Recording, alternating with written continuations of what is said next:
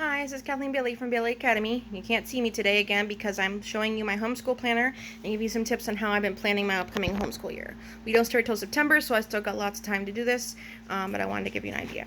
This year I got a homeschool planner off Amazon from homeschoollifepress.com or through homeschoollifepress.com. This shows what it includes, and it comes with different fronts. So I put tabs on it with little sticky tabs for each month so that I can easily find the month that I want. So a quick walkthrough. It's got some ideas and explanation of how to use it. It has curriculum and resources if you wanted to complete a list of what you use for each thing. That's where you could do that. I'm not sure if I'm going to use that. Accounts. I don't really have accounts, but, well, I think we're doing teaching textbooks this year for my high schooler, so that's where I might keep where you purchase it when it expires and the price. You can include stuff like that. And then passwords. I do have this, but I didn't write it all in yet, obviously, because it's private. But yeah, websites or where your child goes to play, Khan Academy, Epic, that sort of thing, where they do learning things, you want to keep that all together.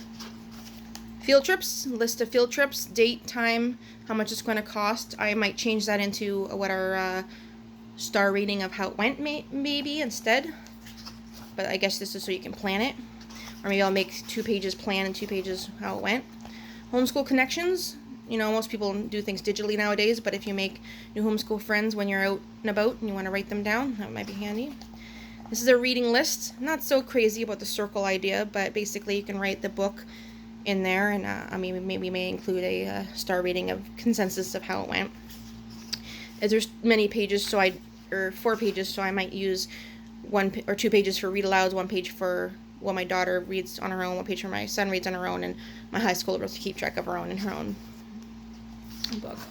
And then, okay, so I don't necessarily using everything the way it shows, but the year ahead has blanks, so I put. We start in September, but we're doing some stuff in July and August, so I want to use it up, and it's got the numbers down the side. So I basically put doctor's appointments and holidays, birthdays, when we're going back to school. And what I was going to do was highlight the weekends and holidays in a different color so that I can see at a glance, oh, we have this many days until the next break. We follow the public school secondary calendar because one of my daughters is still in school and does not homeschool, so we find it easier to have her take breaks when we all take breaks together. So there's the year ahead. I'm going to fill that in, and then this was term goals, and it had term 1, term 2, term 3, and then term goals 4, 5, and 6. But we do not do 6 terms. We do 2 semesters. Following again what our schools do here, what the high schools do. So we follow that, even though I don't have only high schoolers. So what I did is I put semester 1, semester 2, and then AR, L, and AL stand for my children. So AL is my high schooler, so these are the classes she's going to be taking this semester, and these are the classes she's going to be taking second semester. And then I just wrote in some things like, oh, I want to do these books for Christmas, and I want to do some Halloween stuff, and you know, some goal setting in New Year's, and just some general ideas that I had. And then for each month, you write in the month some goals, to-dos. So this is July, we're not doing school, so this was stuff that I was trying to get done in July, not that it's gotten done. And then it's got important and notes.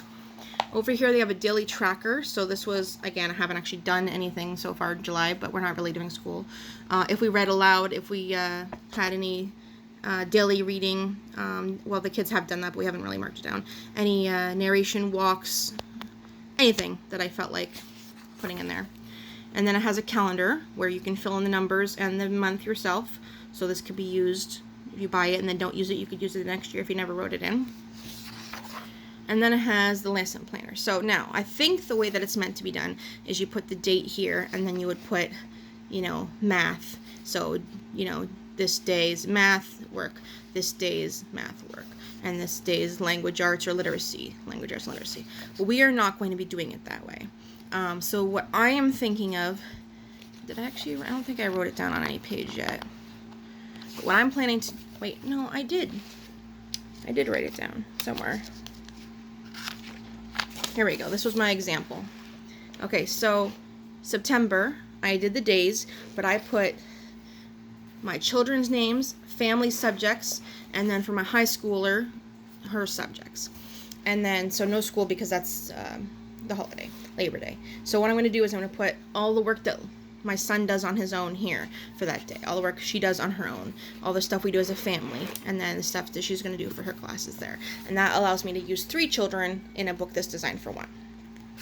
So there's 5 weeks of that because some months have 5 weeks, and then it follows the same path for every single rest of the book.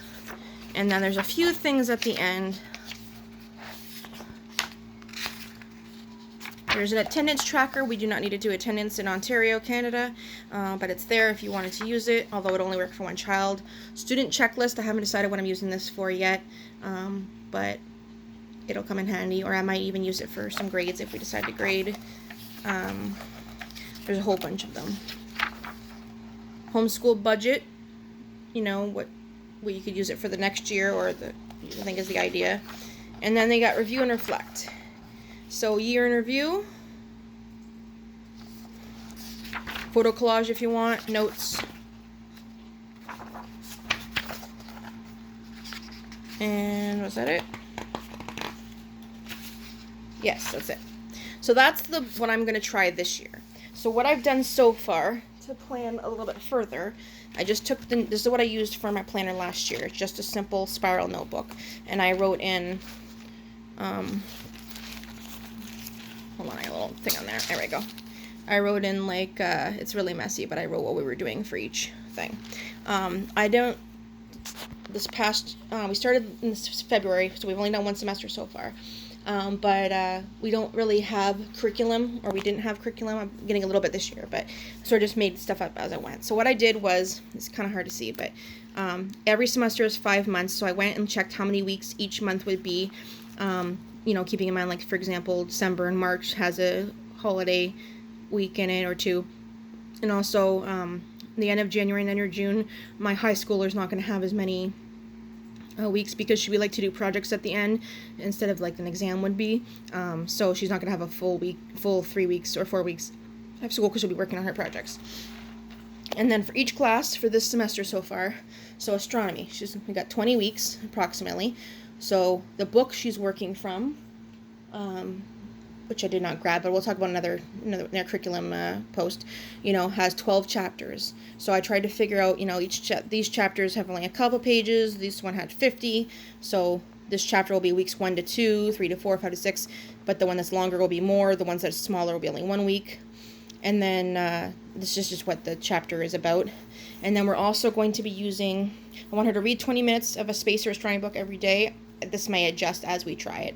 Read the chapter section, answer the questions. Again, it won't be every day, but it'll be a couple times during the week. Look up anything she's confused by, and we're going to use Crash Course Astronomy videos as well, so she'll be watching 2 to 3 of those a week. So that's what I've planned out. It still might change, and it might, even if we decide to do this at the beginning, we might change if we find it's too much or too little. ASL, she's doing online. Again, I'm going to do a curriculum video to talk about specifically where she's doing each of these things from. So she's doing ASL and Spanish half credit, so that's why there's 2 of them there. So this just says what we're going to go over each week, and as the weeks come, I figure like day 1 we'll do some activities to learn it, day 2 we'll practice it in some way, day 3 we'll do the related Duolingos, and day 4 as well, and then I'm not sure what day 5 is going to be, maybe practice speaking it. Math, we're doing teaching textbooks. We're actually working with teaching textbooks. They're allowing us to use it in exchange for an honest opinion and review of it. So that will be coming eventually once we get a chance to use it. English I'm still working on. We're building English on my own. There's no English curriculum. So I'm going to do Grammar Monday, Vocabulary Tuesday, Writing Wednesday, and I do have an actual resource for that, which I'll share later in another video. Literature Thursday, and narration or oral Friday. So this is what I'm thinking anyway. So she would read from the books that we're studying, I'll show you in a minute. Every single day she would read a chapter and do the questions, but she would also do grammar on Monday. Tuesday she would read a book, do any questions that might be for her book, do vocabulary work on Tuesday. And then on Thursday she would do something a little bigger for her books, maybe an essay or maybe a video or maybe a poem that relates to her book that she's currently reading. Narration oral would be speeches or debates or narrating what she's been reading.